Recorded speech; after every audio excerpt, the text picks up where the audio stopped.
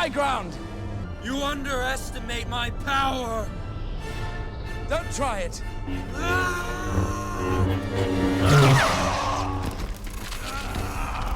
You're indeed brave tonight, but the fight is mine. Oh, had enough, eh? Look, you stupid bastard, you've got no arms left. Right, I'll do you for that. You what? Come here. What are you gonna do, bleed on me? I'm invincible. You're a loony.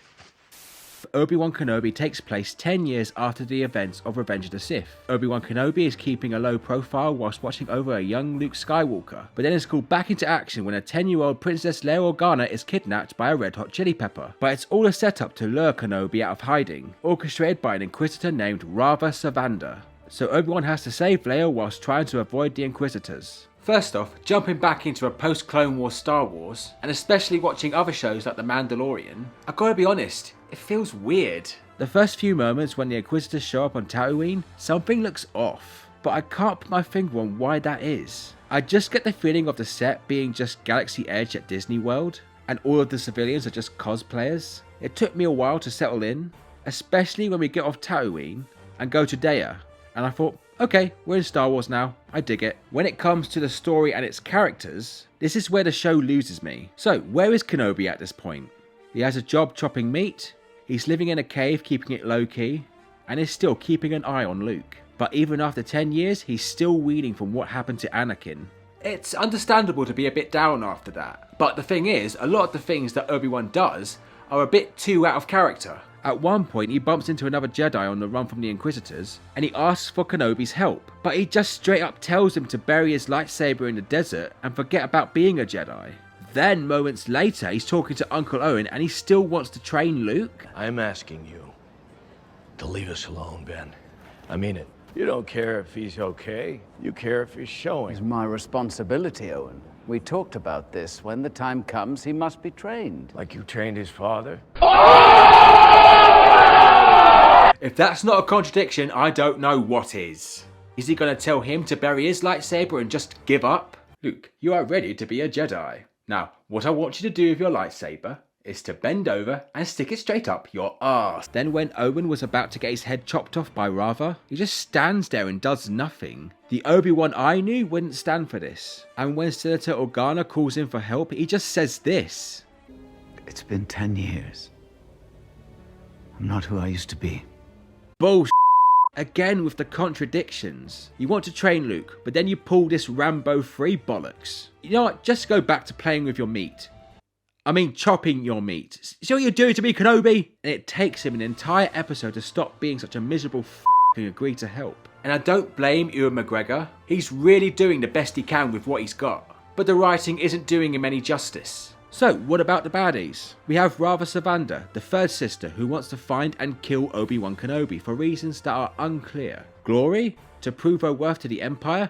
Or a personal vendetta? Who knows, maybe we'll find out later. But at the moment, I find her very annoying. Like the creators wanted her to be this evil and sadistic presence on the show, but it comes off as forced, and for some reason it makes the contrast between the other Inquisitors way off balance. The others are held back in their methods, and Rava's the only one doing the slicey, and Moses Ingram's performance just falls flat for me. The Inquisitors, from what I saw in Rebels, is that their only goal is to hunt Jedi by any means necessary. They were a force to be reckoned with. But in Obi-Wan Kenobi, they're like, Rava, you need to calm down, love. You are here to kill Jedi, not to have a cheeky pint and a chit-chat. Now on the other hand, I must say Vivian Blair's performance as young Leia is one of the show's saving graces, because she does hold her own against the other larger characters, and I can tell she's the spark of the woman she will become, and will go above and beyond in the fight against the Empire. But in saying that, she does start out very Disney princess-esque, like she's walking out on her duties like Ariel, or wanting more in life like Belle.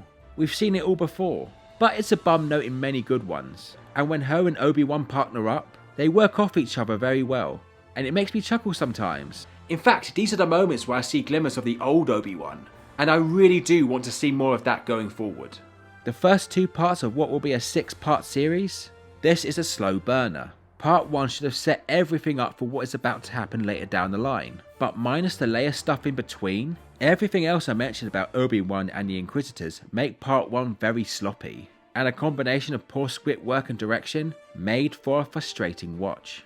So really for me, everything relied on part 2 to pick up the slack. Fortunately, things do pick up as we head to Data, and there is a sense of danger. We also get a nice bit of action and a couple of very interesting interactions, and ends in a big revelation.